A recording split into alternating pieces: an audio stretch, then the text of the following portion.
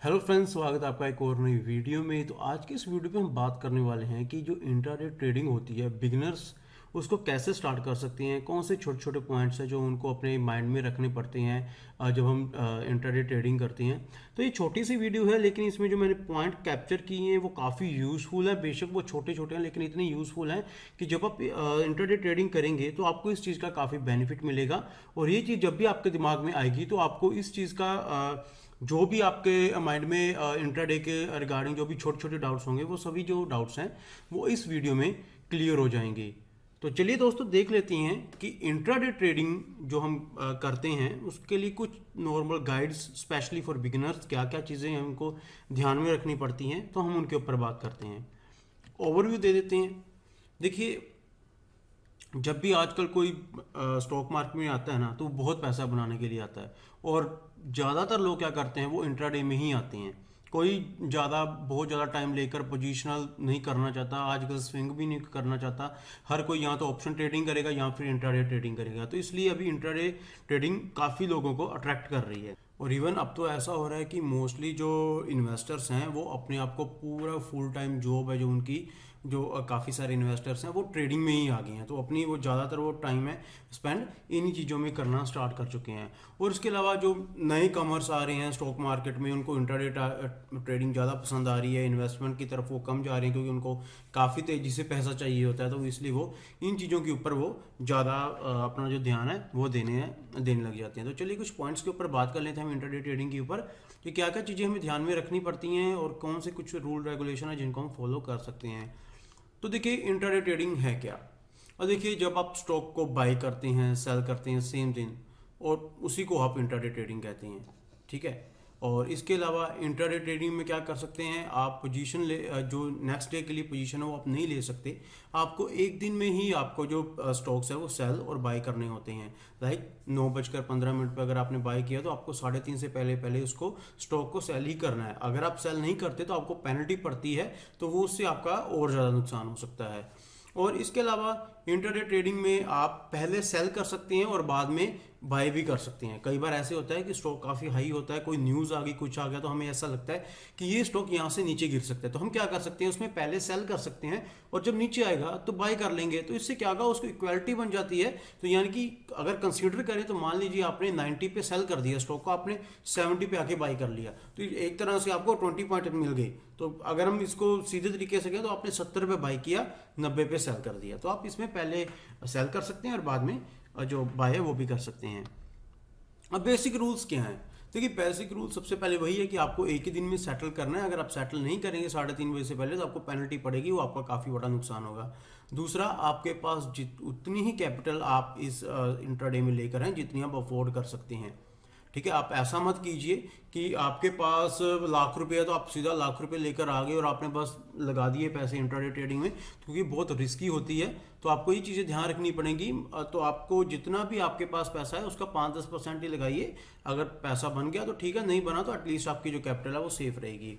इसके अलावा आपको टारगेट के ऊपर बहुत ज़्यादा स्टिक रहना पड़ता है अपने डिसिप्लिन के साथ। जो आपका सेटअप है, जैसे आप काम कर रहे हैं, आपका जो टारगेट है आप वो अचीव कीजिए और डिसिप्लिन के साथ अचीव कीजिए। ना ज़्यादा आपने बहुत ज़्यादा कैपिटल लगानी है, ना ज़्यादा आपने रिस्क करनी है। तो आपको एक लिमिटेड टाइम के लिए डिसिप्लिन में ही काम करना है।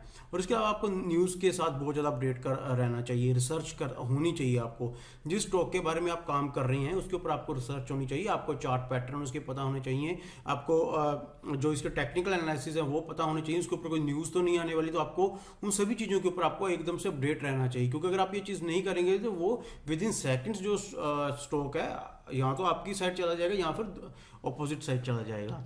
इसके अलावा हमें एंट्री, एग्जिट और स्टॉप लॉस को भी समझना चाहिए। एंट्री क्या है, जब आपने वो स्टॉक को मान लीजिए 115 पे आप बाय करना चाहते हैं, तो आपने जब 115 पे उसको बाय कर लिया तो ये आपका एंट्री पॉइंट हो गया।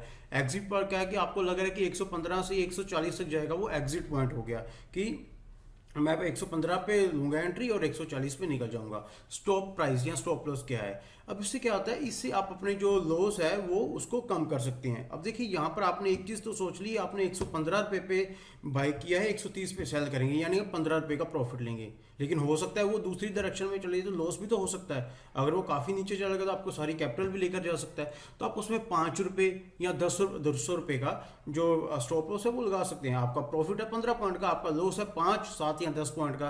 अगर आपका 10 पॉइंट का एसएल भी चला जाता है तो आपको इतना ज़्यादा दुख होने की जरूरत नहीं है। क्यों? क्योंकि आपका जो कैपिटल है वो काफ़ी बच जाती है। और इसके अलावा स्ट्रैटेजीज क्या होती हैं इसमें, देखिए एक तो होती है मोमेंटम स्ट्रैटेजी। इसमें क्या करते हैं, इसमें ज़्यादातर जो ट्रेडर्स होते हैं वो न्यूज़ के ऊपर ही डिपेंड करते हैं। या जो जैसे आजकल अडानी के स्टॉक्स हैं तो अडानी के स्टॉक्स टोटली न्यूज़ के ऊपर बेस्ड हैं। अगर हिंडनबर्ग ने कुछ अच्छा कह दिया तो एकदम से शूट कर जाएंगे, सुप्रीम कोर्ट ने कुछ कह दिया या फिर उन्होंने अडानी ग्रुप ने अपना जो लोन्स है उसको क्लियर कर दिया, तो ये सभी मोमेंटम स्ट्रैटेजी है। जैसे एकदम मोमेंट आई, जैसी न्यूज़ आई, उसी टाइम में वो स्टॉक है जो रिएक्ट करते हैं और उसके अकॉर्डिंगली जो ट्रेडर्स हैं इनमें जो अपॉर्चुनिटीज़ को ग्रैब करने की कोशिश करते हैं। और ब्रेकआउट स्ट्रेटजी क्या होती है, देखिए इसमें कुछ पॉइंट्स होते हैं, प्राइस पॉइंट्स होते हैं। एग्जांपल के तौर पे एक स्टॉक है जो 130 पे गया, फिर नीचे आ गया, दूसरे दिन फिर 130 पे गया, फिर नीचे आ गया, तीसरे दिन फिर 130 पे गया, नीचे आ गया, लेकिन चौथे दिन उसने क्या किया, 130 का लेवल तोड़ दिया। इसको कहते हैं ब्रेकआउट, 130 का ब्रेकआउट कर दिया। यहां पर हम एक पोजीशन बनाते हैं, क्योंकि जब भी कोई अच्छा 3-4 दिन एक ही स्टॉक के एक ही प्राइस पे काम करने के बाद जब ब्रेकआउट होता है तो उसमें काफ़ी मूवमेंट आती है। तो कुछ लोग इसको पकड़ना ज़्यादा प्रेफर करते हैं। कुछ लोग एक स्ट्रेटजी बनाते हैं जिसको हम कहते हैं ओपन हाई लो स्ट्रेटजी। इसमें क्या होता है, देखिए अगर ओपनिंग पिछले प्राइस की हाइयर है प्रीवियस डे के क्लोजिंग की, लाइक मान लीजिए आज कल की क्लोजिंग थी 130 रुपये, आज क्लोजिंग होगी 132 रुपये की, ठीक है। तो यहाँ पर क्या करते हैं, यहाँ पर जो ट्रेडर्स होते हैं ना अपना जो शॉर्ट पोजीशन बनाने की कोशिश करते हैं, मतलब उसको सेल करने की कोशिश करते हैं। तो आप इन सभी चीज़ों को स्ट्रेटजीज अपना सकते हैं। इनसे जो ये बेसिक नॉलेज है बिल्कुल ही, लेकिन आपको चीज़ें पता होनी चाहिए कि जो इंट्राडे में आप किस किस तरीके से काम कर सकते हैं। और इसके अलावा इसमें पार्टिसिपेट कौन कर सकता है, देखिए इसमें कोई डिफाइंड क्राइटेरिया नहीं है कि इसमें कौन पार्टिसिपेट कर सकते हैं। इसमें कोई भी पार्टिसिपेट कर सकता है जिसका डीमैट में अकाउंट है। बस इसमें क्या होता है, आपको कुछ बेसिक अंडरस्टैंडिंग होनी चाहिए, मार्केट कैसे मूव कर रही है, कहाँ पर उसके लेवल्स आ रहे हैं, कैसा चार्ट पैटर्न बन रहा है, कहाँ सपोर्ट है, कहाँ रेजिस्टेंस है, इन सभी चीज़ों की आपको जो नॉलेज होनी चाहिए, बेसिक नॉलेज आपके पास जरूर होनी चाहिए। न्यूज़ के साथ आपका अपडेशन बहुत जरूरी है। चार्ट पढ़ना आना चाहिए कि आप एक ही दिन में ये चार्ट कैसा मूव करता है, एक दिन में इस स्टॉक की कितने रुपए की मूवमेंट होती है, ये सब चीज़ें आपको पता होनी चाहिए।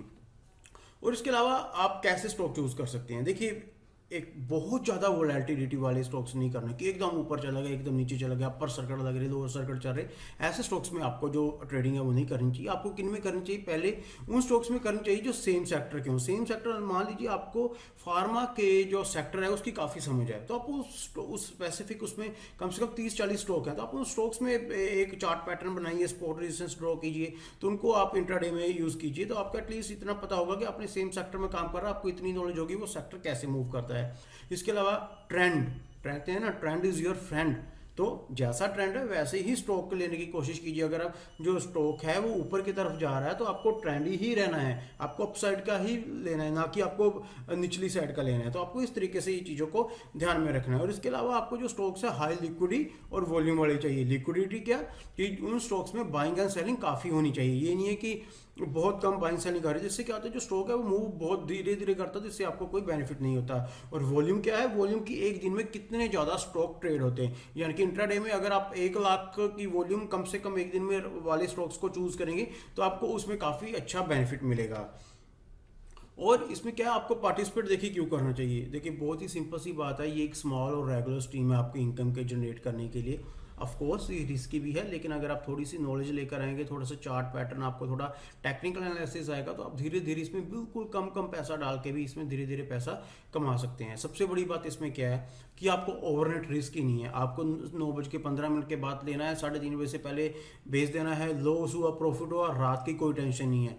अगर अब देखिए कुछ लोग क्या करते हैं, अब जैसे आप ऑप्शंस की बात कर लें तो उसमें कुछ लोग कैरी करके चले जाते हैं। अब रात को कुछ नहीं ना पता, मान लीजिए रात को कहीं जंग शुरू होगी या फिर कहीं कुछ ऐसा हो गया कि हमारे इंडिया में कुछ ऐसा हो गया या बाहरली कंट्रीज में कुछ भी ऐसा हो गया जिसका स्टॉक्स मार्केट के ऊपर इम्पैक्ट पड़ेगा, तो आपका जो पैसा गया वो आपका जीरो हो जाएगा।